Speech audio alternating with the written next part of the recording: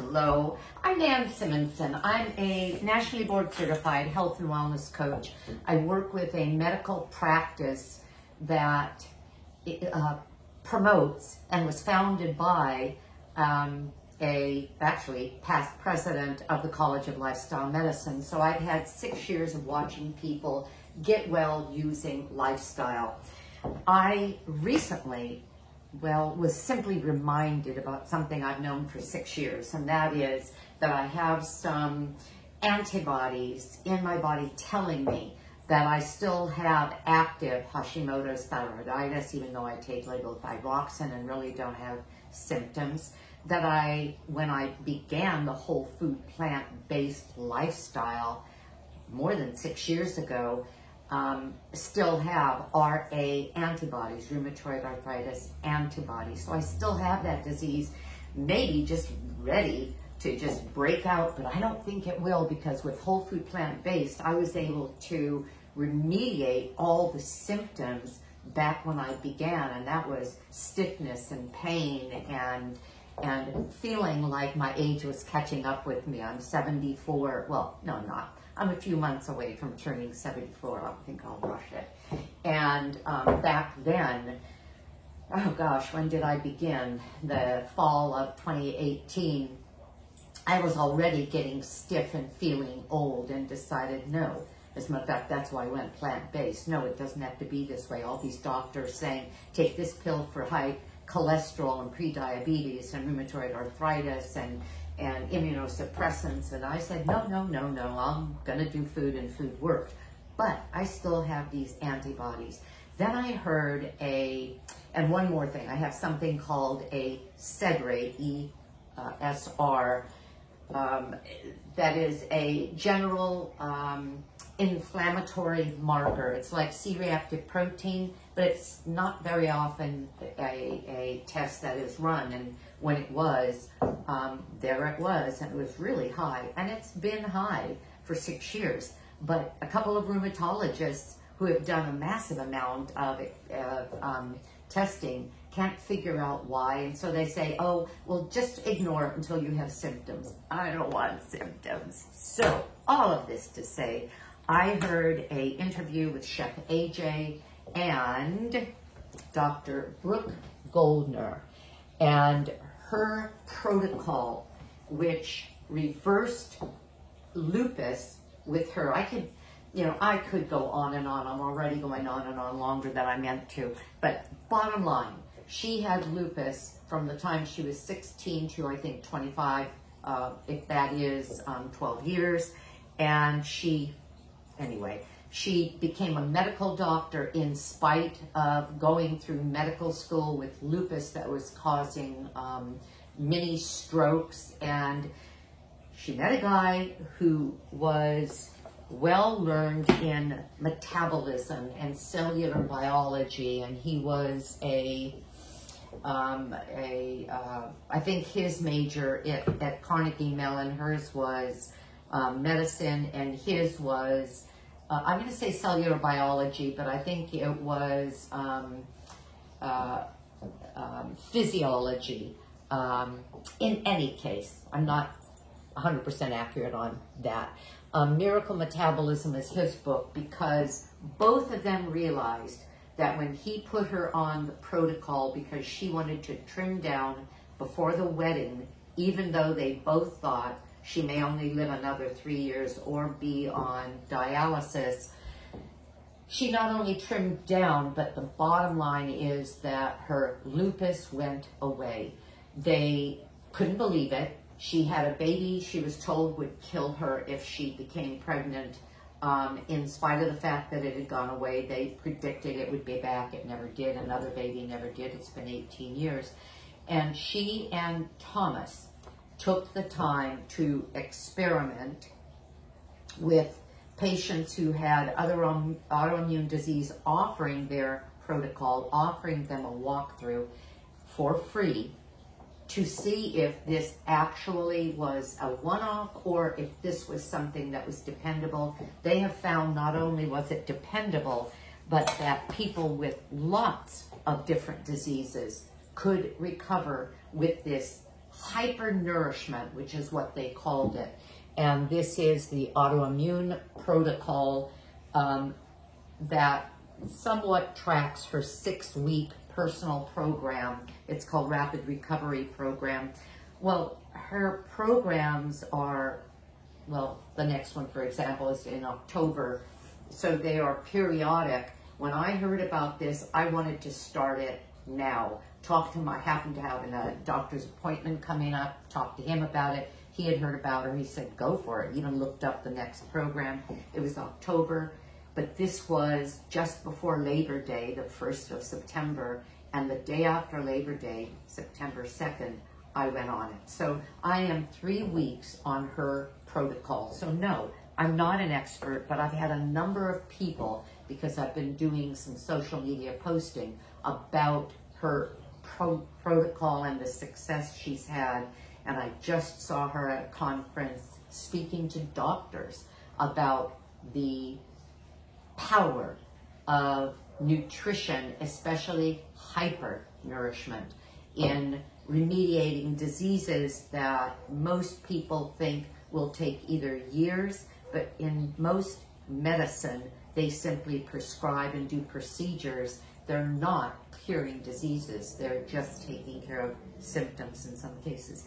All of this to say, I've had a number of people say to me, okay, so what do you eat on her protocol?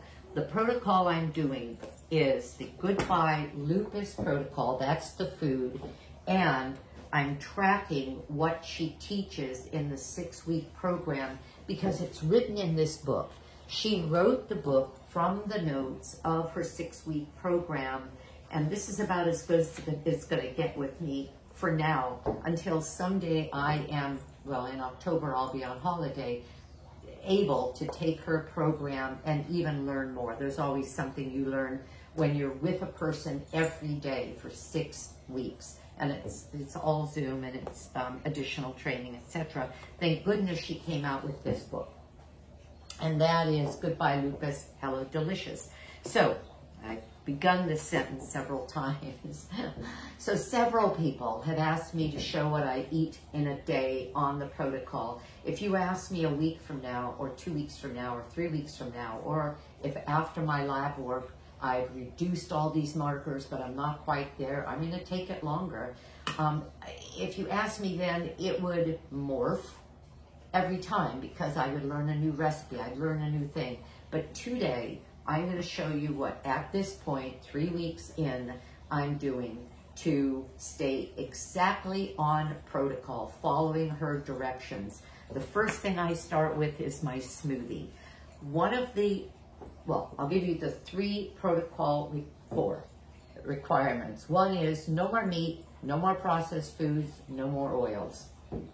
Number 2, all raw food, raw vegetables, raw fruit, and the caveat on that is that it's not only raw, but at least a pound of leafy greens and or cruciferous vegetables, the combination of that, up to a pound, well, not even up to, or more, but the goal is at least a pound of the leafy greens, 1.5 pounds overall of vegetables or more, all raw.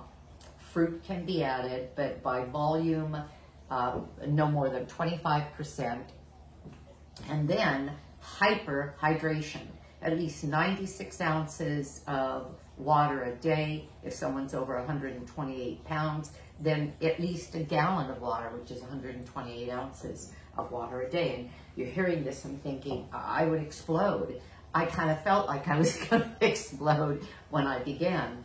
When she did the protocol, nobody was talking smoothies. And people were complaining. Think about this, 1.5 pounds of vegetables a day, chewing salads and scooping out, well, vegetables into guacamole. That's what she did because avocados are allowed. And then the smoothie thing happened. They started, experimenting with making their meals, taking those foods and making them into smoothies. So this morning, and this is what I do every morning, I will drink this, kind of pretty, huh? I will drink this during the day.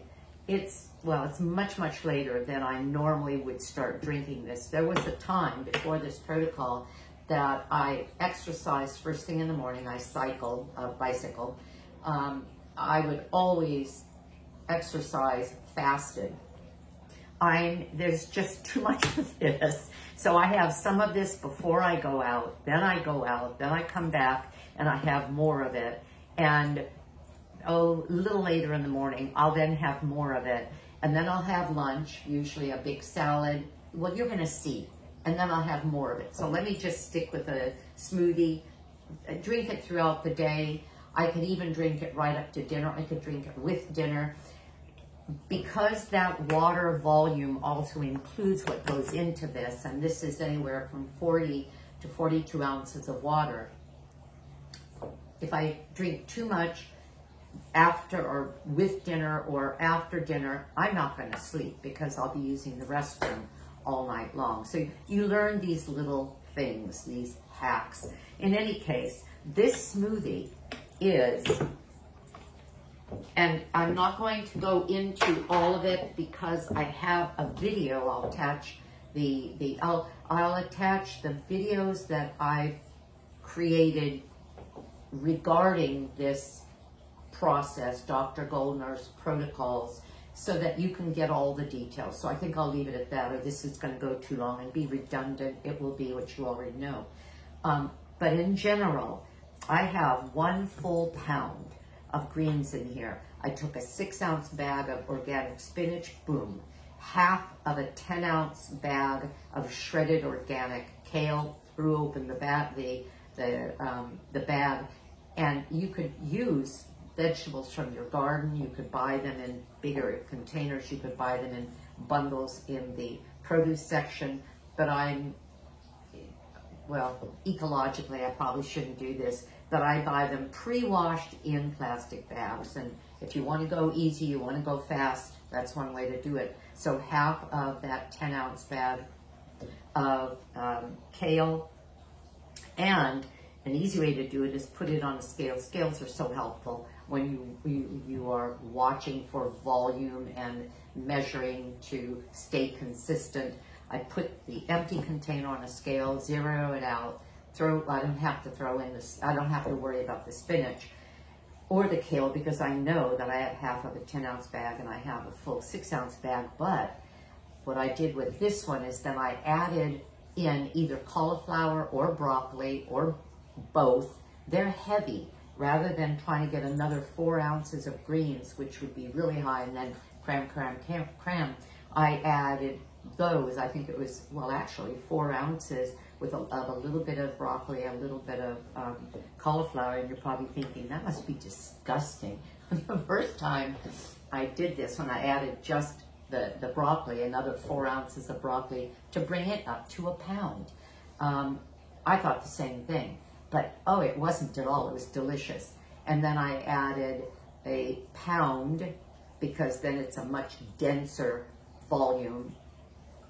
75% greens, 25% fruit is her protocol.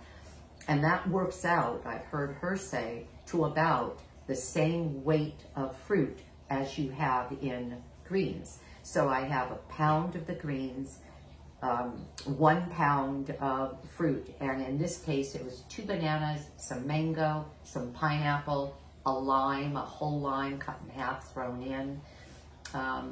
But I also have some ginger in here and some turmeric. So I make it first thing in the morning.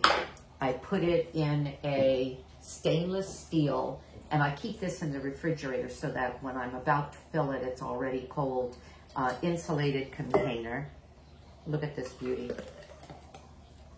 Now I did this a little while ago. Whoops, well, I got green all over. Yum, yum, yum. And I fill it to the top. This is 32 ounces. I have to go through this 2 times and a little bit more. Because even though this is a 65-ounce carafe, it's filled much higher than that. It's filled by at least another 5 to 7 or 8 ounces. Okay, I could drink this with a straw, I could pour it into a glass, but I want to show you how pretty this looks in the glass. And if you want it thinner, this one I made, well, I made it when I would normally have eaten it, but I wasn't ready to film, so I simply put it in the refrigerator. You could add more water. I could have poured this out, added more water. I could have added more water now because the chia and the flax, oh, forgot the last part. So we have our none of the animal oil processed. We have our fresh vegetables. We have the 75%, 25%, and this is the biggie, a hyper omega-3 addition, and that is at least a half cup of chia or flax seeds. That's where we get the massive amount of omega-3s that we're aiming for. We're not doing this the rest of our lives. When we step down because we've made our goals, we could cut back a little on there, but we are trying to infuse our body with the most antioxidant food we can get, and omega-3 fatty acids fill the bill there. The inflammatory, and did I say that antioxidant? Yes. The inflammatory oils are the omega-6s when they're in excess. The anti-inflammatory are the omega-3s, and we want lower 6s, and these, the flax and chia, are boldly full of omega-3s with very little omega-6, and so the more we have, the higher we're getting that number in our body, and they're very healing and anti-inflammatory and hyper nourishment. Isn't that beautiful? That is so good. How can I get broccoli, cauliflower, kale, and spinach to taste this good? It's the fruit. I've had people say, well, I made a smoothie and I could barely stand it. In which case I say, well, then add a little bit more fruit. And the banana, it's helpful if you get them so ripe that they are blackened, and then throw them in the freezer so they chill up your smoothie. It can make it more palatable while you're getting used to these stronger flavors. And then, normally I wouldn't pour this glass. What I would do is fill these two containers. Yes, glass containers would be better than plastic Tupperware containers, but I don't have room for that many glass containers in my kitchen. So I use the Tupperware, and I fill this one, and typically, well, it's gonna drip anyway. Typically, when I don't pour a glass full, I will have one more that would be full. And when this,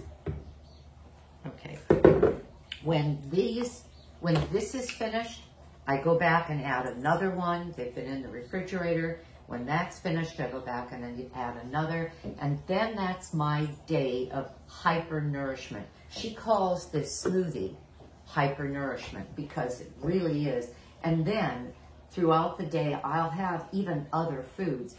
Now, Dr. Goldner uses this smoothie as her breakfast and lunch. If you watch her do her Wednesday videos, question and answer, 12:30 noon Pacific time, she is sipping on her gallon. She is pulling up her smoothie and drinking it throughout the show. And she drinks the smoothie for breakfast and lunch, and then she has a big salad for dinner. I guess I have a bigger appetite because I do this and a salad for lunch. You're going to see what I'm going to do with that salad today. And then I'll have a dinner. So stay tuned. I'll be back to you. I'll get do another video of each of those times of the day, and I'll see you soon. Oh, this isn't working. Come on. Okay, I'm back. It's lunchtime. What am I going to have? Well, I still have my smoothie. I've been drinking it. I'm now down to down to, up to. The second of the 32-ounce containers, I'm about half through. How do I get the rest of the water? Well, for one thing, I bring a 16-ounce glass of water to bed with me every night. I wake up in the morning and I start sipping. So this is done by the time I even come downstairs. I do some exercises in bed. I have a whole routine. And this is done when I get home downstairs. If I get through 2 of these, and then I carry this around everywhere I go, it fits into my car cup well, and I sip it all day long. It's 22 ounces. My goal is to do 2 or 3 of these, and that's easy. I've already done one.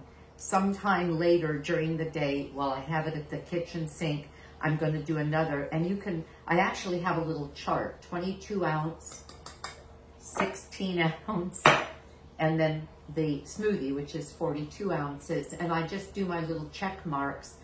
And it's easy for me to see that I'm doing it, and it's kind of a game, and so it's fun to play it. This is my first of the 22 ounce. I'll do a next one in the afternoon, and then that'll be that. This is my salad. I have arugula, kale, spinach, red cabbage. I have sliced tomatoes. I have shredded carrot. I add to it more chopped things like chopped apple, jicama. I love jicama. If you're not familiar with it, sometimes it looks, well, it looks always kind of like this, quite often smoother, a little bit less deep brown. It takes a bit to peel the skin off. It's not a big deal, but it is crunchy, delicious. It has something called inulin. The fiber in it is an inulin fiber. It's just really good. Sugar snap peas, I can buy them by the bag, organic and already washed. Radishes, love radishes, and I like them in a variety of colors. And the darker the color of the skin, the more, for example, if it's purple, anthocyanins one gets. And about the bell peppers, if they're golden, you're getting carotenoids. If they are orange, carotenoids. The red ones, extra vitamin C and probably some carotenoids. So in other words, all of this has extra nutrition. I like to chop it up, put it in my salad. I just wanted to show you what was in here. I make out of her book, let me grab it again. Where are we? Here it is. Out of Hello Delicious. These are the crackers that are in the back of it. So I know that they are on protocol. And this is the super easy flaxseed crackers. They don't count toward the flax volume for the day because they're whole flax. And anytime you get whole flax, the likelihood of it doing anything but having a joyride all the way through you is pretty slim. In other words, they don't digest well. They're slippery little guys. Her picture showed dark flax. You can get the brown flax or golden flax. This happens to be golden flax. I finally pulled out my hydrator and I'm using it a lot now. Crispy because it has Bragg's aminos. It's a little salty flavored. Sometimes I break them up in here for additional texture. But I'll eat this along with my lunch, sometimes putting a little bit of this dressed salad on the cracker and eating it that way. Sometimes smearing avocado on the cracker, eating it that way. But mainly putting avocado on my salad. So the dressing I use, and I carry it in this little bottle that something else came in. I save a lot of little bottles so I can take it on the road, which is what I did. I brought several of these with me to a recent conference I was at, and this is also in her book. This one happens to have flaxseed oil in it. It's the only oil that she recommends because this can actually be a substitution for the omega-3 seeds that are recommended, flax and chia. 3 tablespoons of this would be equivalent to a half a cup of the flax and chia. And I like it to dress a salad, and then it's giving me an additional boost. There's lemon juice in this and some seasonings and some Bragg's aminos, which is similar to soy sauce or tamari. Tamari is gluten-free, it's gluten-free, but it's not fermented. And some people are sensitive to fermented foods, and therefore that is the seasoning that she recommends. And so that's going to be my lunch. I've already scored the avocado, and I'll simply scoop it out. The other half of this big boy is going to be for my dinner tonight, and you'll see that. And, oh, this is lovely.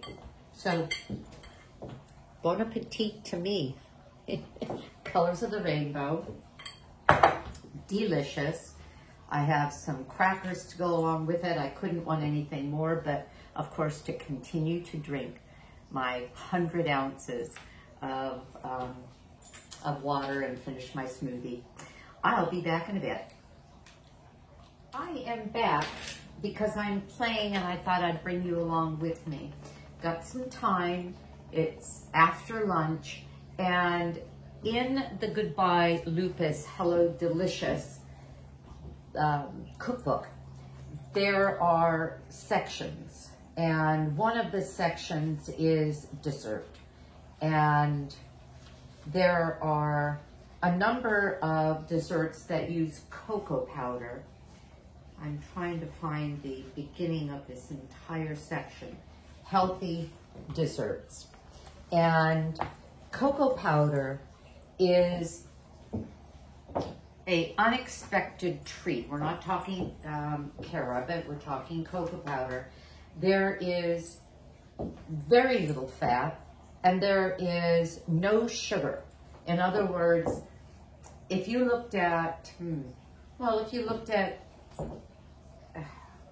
let's say almond milk that is not sweetened, and this may not be a good example, there is probably some sugar, meaning the sugar from the plant that's already there. And then they have a line that says added sugars. Well, this has no added sugars, and it has no sugars at all. People think cocoa is sweetened. Nah, it's not. If you want it to be sweet, you put it with something that's sweet, but it's loaded with fiber. 2 tablespoons, 2.5 tablespoons is 5 grams of fiber. That's like a high fiber piece of bread. You're aiming for 5 grams. So that's pretty good. I'm only using 1 tablespoon here. And what am I making? I am making Alex's favorite chocolate. Look at that face, what an angel. And it's a mixture of nothing but a banana, cocoa, and a little bit of salt. And that reminds me, and the cocoa powder looks like this. It's just powder. But you see that little bit of salt I put there? And it reminds me to tell you that Dr. Goldner recommends we add additional salt to our diet when we're drinking this much hyperhydration.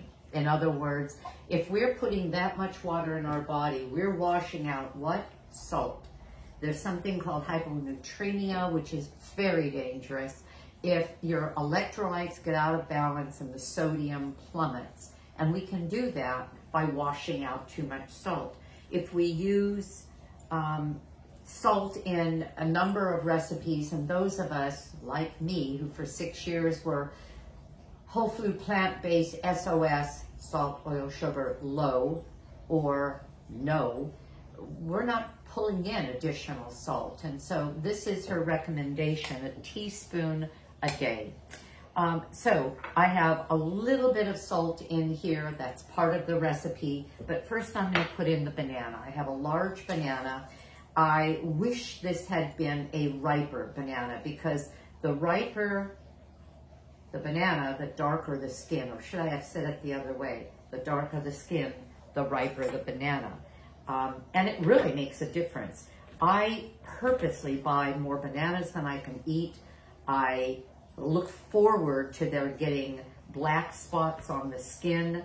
Then I peel them, put them in a freezer bag, sort of nestled up together, and I can usually get 4 in there, and put them in the freezer. And then I simply defrost them and use them in recipes that call for banana. When I have my step down and I eat cooked foods again, occasionally I'll do a whole food plant-based muffin with banana, and I take the banana out and simply defrost it. Well, I don't have the little cute candy mold that is here, but I do have, this is Tovolo. It is a 2 tablespoon ice cube tray, and I use this for all kinds of things. Open up an 8-ounce can of tomato paste, use a little of it in a recipe, and the rest I put in here in these 2 tablespoon quantities, freeze it, pop them out, put those cubes into a freezer bag until I use it, 1 cube, or in other words, if you don't know, a cup is 16 tablespoons. So a half a cup is 8. It would be 4 of these. Quarter cup is 4. And am I saying that right? Yes, 8 tablespoons. So it would be 4 of these. A quarter of a cup is 4 tablespoons. It would be 2 of these, etc., etc. And so I find these very handy.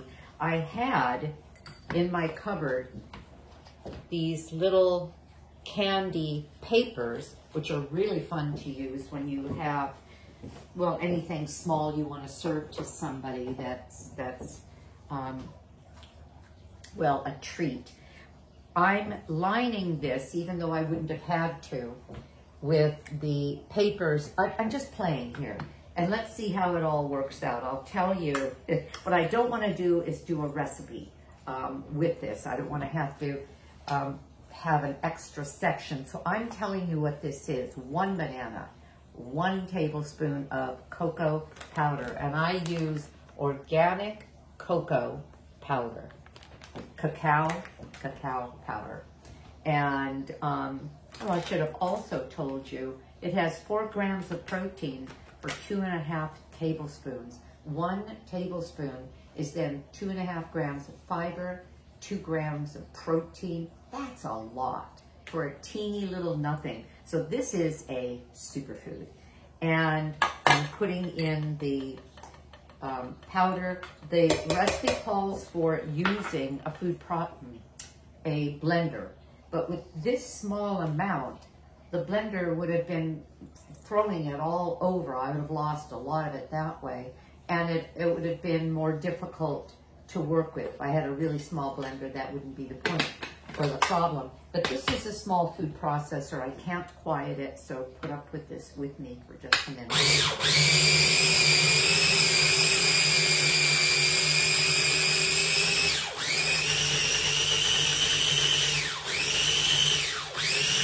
What I did is I made it go one way and then the other way, and I find when I do that, I can get a really homogeneous mixture. And isn't this a little cutie? It's the Cuisinart Mini Prep Plus, and it's on my Amazon page. It's also on Amazon.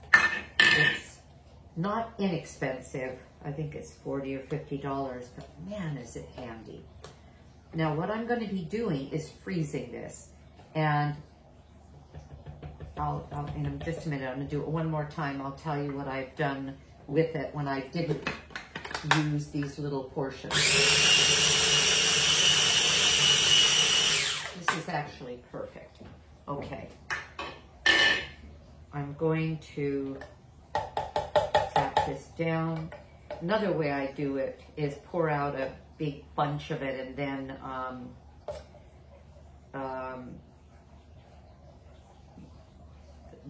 let it whir a couple of times, and the centrifugal force cleans this all up. But I'm serving it, I'm using it right out of the bowl. And maybe I'll find that wasn't a good idea, but you're on this trip with me, we'll see. So I'm pouring this, I'm going to put these cups down. I can see now that it's better that I not have them floating above the bottom because the papers are rather delicate. I'm going to put it down. And my idea here was that I could pop these out anyway, but I wanted them popped out and neatly contained in these little papers. Again, not necessary, so that they wouldn't stick together. And I'm going to put just a little in each one. Oh, this is working beautifully. And what I'm going to have is frozen little treats that I will have in a 1-quart freezer bag. And after a meal, I like to have a cup of tea, and I want to say something about that. You can have coffee on the protocol. She says, okay, so 1 cup in the morning. And you can have tea, not fruit juices, but they don't count as part of the water. The water that she's talking about is plain. My water happens to be filtered with reverse osmosis. I don't think our city water is what we want in us, at least here. But when I have a cup of tea after a meal, I really like having something a little sweet. And I found, because I've made this before, I found that this was just perfect. A little fudgesicle, really. Now, the way I did it, when I didn't do it like this, okay, that's finished. And I'll show you what I have. I got 2, 4, 6, 8, 10, almost 12 of them. Can you see? Neat, huh? They're liquid, so I don't want to tilt it too much. They're going to go in the freezer, and then I'll pop them out, as I said. Well, what I did the last time I made it, I didn't know what to do. I didn't have anything that was pliable enough to get them out of it without, for example, the papers being helpful. Even though they'll pop out of things when they're frozen, you have to be able to get under them. Well, I have the silicone muffin pan, and I poured a very thin layer on in the muffin pan. I don't remember how many I got. Maybe it was 6, maybe it was 8. And then I froze them, and I popped these frozen discs out and put them with little strips of parchment paper to separate them. And I've been having those like these little chips of chocolate, round, flat disc type chips of chocolate. And I've really enjoyed that, but I thought this would be kind of fun as well. I have a sober note to add to that. This book is dedicated to, well, first of all, this book is filled with the recipes of Dr. Goldner, but also her patients. And the patients, this, for example, is, well, beet salad, yum, yum. And the patients who have recovered in her rapid recovery group submitted recipes. And so we have recipes from Dr. Goldner, recipes from members of her tribe, I'll call it, and recipes from Alec. The book is dedicated to Alec. And as she wrote, to our sweet Alec, we love and cherish you, I'm sorry, to eternity. This is, I shouldn't even start this. Alec passed away last year, just a couple days before turning 11 in an auto accident. And she's the bravest woman I know, because every time I think about it, and that angel of a child of hers, I cannot imagine how she went on. And she did. And she said this, that when her grandmother, who at 16 was in a concentration camp in Russia, a war camp, Polish Jews, and she was finally released. When she heard music, she danced when everyone else was downtrodden and, well, they were all emaciated. And she said to Dr. Goldner her entire life, while her mother and she and her father raised her, that when you hear music, dance, and when things go badly, you count your blessings. You look at what you have, you look at what you're grateful for, you look at the glory of life, and you move on.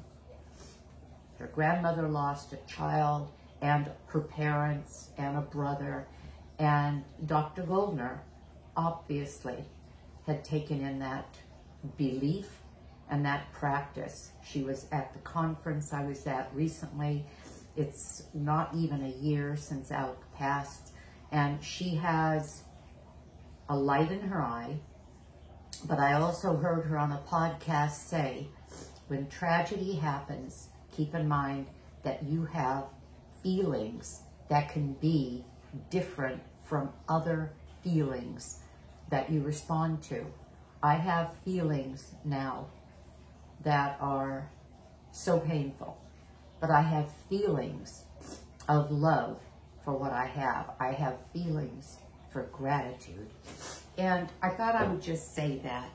It was hard for me to do his recipe, acknowledge him in this book, which she did at the conference, and acknowledge the fact that though he passed before the book actually came out, he was in love with desserts and was so proud that he was going to be able to be a chef and have his recipes in there. So that's all. I'll show you this because I'll have one for dinner and you'll be able to see how it turns out. See you later. Well, hello. This is the last meal of the day, and I'm in the habit of eating dinner and then not eating again until the next morning. And we usually eat between 5:30 and 6, meaning we start between 5:30 and 6, and in 45 minutes, maybe an hour, and that's it. So, I'll give you an update. This is empty. It's washed, and we'll go back in the refrigerator and be cold in the morning when I'm ready to make my next smoothie. This one has been refilled, so it's the 22 ounce. The smoothie was a total of 42 ounces, sometimes 44. This one is 22 ounces. This is the second drink of it, or the second refill. And so that will represent 44 ounces more of water. And then I have my 8 ounce, let me grab it, glass that will sit at the dining table, that will go upstairs with me for the evening, and that I sip on off and on, even when I'm in my office. Sometimes when I'm running groups, support groups that I do, I'm still drinking out of that. So all of that together, even though my goal at my weight is 96 ounces, well, that's not true, because she's also talked about a pound or an ounce a pound, and I'm 115 about, well, right on. And that means 115 ounces, and I'm drinking over 100. So I'm hitting the mark. So I'm doing another recipe that's not a recipe. It's in the book. As a matter of fact, this is what it looks like in the book, but I decided, well, I love coleslaw. I love a cabbage salad. It does not have to be out of mayonnaise. And this little sweetie here is as simple as equal parts lemon juice and cold pressed, unrefined, no solvents, flax oil. Remember the story about flax oil and flax seeds are omega-3 fatty acids, next to no, almost no, 6s, very well, 15% 6s and 57% omega-3, so heavily weighted as an omega-3 source. What do they do? They're very anti-inflammatory. Almost everything has 6s. Very few things that are in the plant-based world have 3s. the higher our threes, Thomas Tadlock told us that the higher our threes, the more our metabolism becomes, well, like a miracle in that it helps us trim down, feel better, and it, well, with the help of hydration and raw plant foods, it puts us on the mend for so many diseases because it's hyper nourishing. That's the whole point of what I'm doing. Once whatever I'm going for is ameliorated, then I'll add some cooked food, I'll add grains, I'll add legumes, but for now it's raw. So this is, the oil is okay here. I have to say that because people know on my channel I don't use oil, and this is the reason why. Upping the omega-3s. So it's equal parts lemon juice and cold pressed flaxseed oil. A little bit of salt. Remember why the salt, if you're flushing out all that liquid, you're going to need to replace the sodium with some salt, or you could become low on sodium. And then a dash of cayenne pepper. All of that onto chopped cabbage. This was so fast. I didn't grate, I didn't sliver. I just took a half of a head of cabbage, and that came out to about a pound, 3 ounces, 4 ounces, something like that. The recipe called for 12 ounces of cabbage, so I went well over that. A pound is 16 ounces, and another 4 is what is that, 20 ounces. But I had that half, and this is what I wanted to do, and I love leftover coleslaw.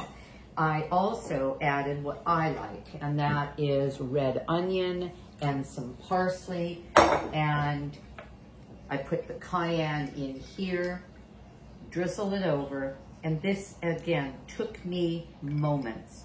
I'm going to scoop this in here and wash out all the good stuff. There we go. And stir it. Now, if you've ever made coleslaw, you know that the longer it sits, especially if there's a little salt in there, and there is, the more it weeps, the more it softens, I should say softens. So all of this will become even more moist. I'm going to take a little piece this way. Oh, that's nice. So simple. And that's going to go with my main dish. And I'm going to move it over here. What is my main dish? Again, so simple. 2 nights ago, I had this same dish. And what it is a spiralized zucchini. Now, I needed a spiralizer for that. And this is a spiralizer. It's the same as Dr. Goldner's. The zucchini goes here, is pressed, cranked.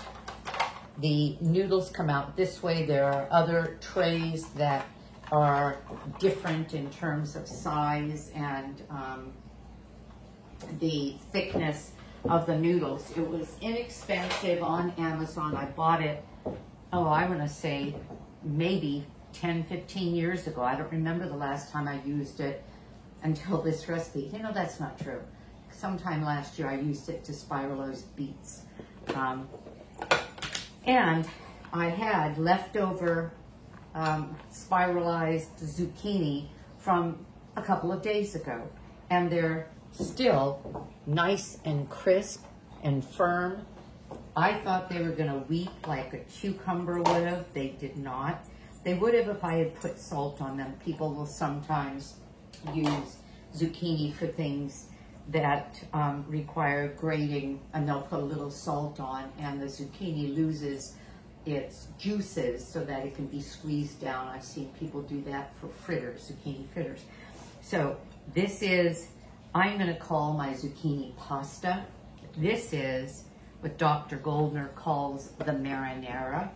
Well, I should show you that photo because it's, oh, here it is, because it's really pretty.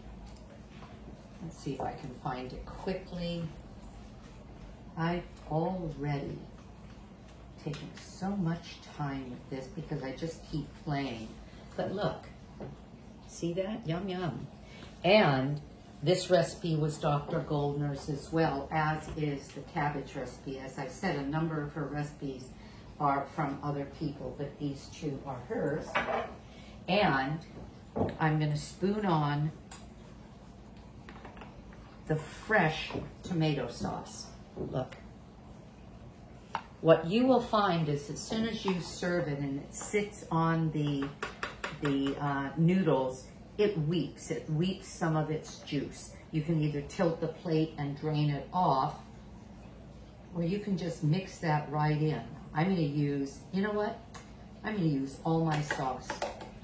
This is simply ground up tomatoes, a very little bit of oil, and other things, but it's too much for me to just give it to you the way I have these other recipes. And this is what I told you I was going to do with the other half of my avocado. Let me see, what did I do with my spoon? I'll use this one. I diced it, or in other words, I segmented. I even took the knife and slid it through the bottom so I have some nice cubes. Why would I want avocado on a pasta? Well, this is like a salad. It's cool. It's actually rather cold. And it's going to be wonderful this way. I also enjoyed, when I made it last time, a dusting of, here, smell, of nutritional yeast. Just a little. Some basil, fresh basil, which is in the the marinara, and look. Doesn't that look yummy? Okay, so that's my dinner tonight. Now I'm going to have, you can see it's already getting a little runny, which is fine. So I have my zucchini noodles with marinara. I'm going to have this marvelous coleslaw, cabbage salad, and then I'm going to have some fruit. Little bits of fruit are absolutely part of the protocol. Do you know what this is? It's a cactus pear. I used to call them prickly pears. If they're not prepared properly when they pick them, they are the finest little, I'll call them needles or prickles. And boy, are they hard to even see, let alone get out. But if you get them from a place that is, well, other than the Napole, which is the flat padded cactus, then there you're going to get all the prickles in you when you try to pick them. But there are ways to get them out rather fast, and I don't know what they are. Now, did you see what I did? I used to go through all kinds of things to get this thing peeled. I took the top off, I took the bottom off, I did a slice, and look, I'm taking her dress off. There.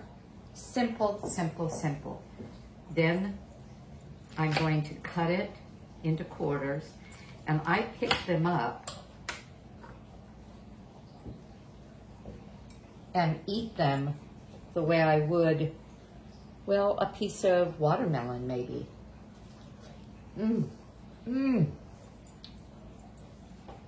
It explodes with flavor.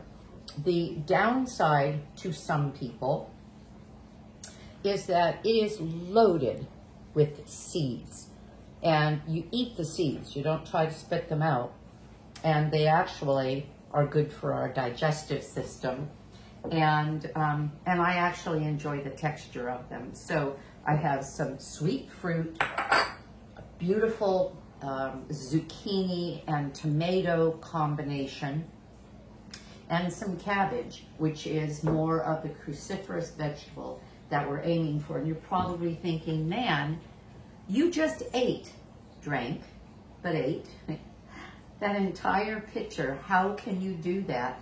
I spaced it so that I wasn't drinking the rest of my smoothie too close to dinner. But I'm getting used to doing something I never wanted to do before, which was kind of eating throughout the day, because I am drinking throughout the day. I would have said, don't do that. But for this protocol, doing it this way, it's working for me. I'm down a couple of pounds, and I wasn't doing it for that. I am feeling great. I cycle every morning, and I was away at the conference, so didn't cycle there. Came back, what day? I came back on Monday. Tuesday morning, or on Tuesday, I do a couple of workshops, Zoom support group and another, what I call PowerPoint group. And it's a really busy day, but I'm sitting most of it, and so I do a longer ride. I did my long ride, and then I have to come up a hill. I usually have to go up that hill on my first gear. I was in third gear, and I absolutely didn't even think about it. I'm just churning up that hill. So am I getting stronger? Are all these antioxidants, phytonutrients, polyphenols, fiber, protein in everything we're eating, because there's protein in all plants, is it making a difference? I would say yes, it is. And I can't wait to see what this is going to look like when I finish in 3 more weeks. I'm looking for my off switch. I don't see it. So thank you for joining me. Consider subscribing. Consider giving me a thumbs up. Consider my book, Aging Powerfully. Wrote it 6 months before I turned 70. That was over 3 years ago. I'm now almost 74. And the whole point of the book was you can age with power into your 70s, 80s, 90s, and beyond in great health. Have a great day, and I'll see you soon, I hope. Bye-bye.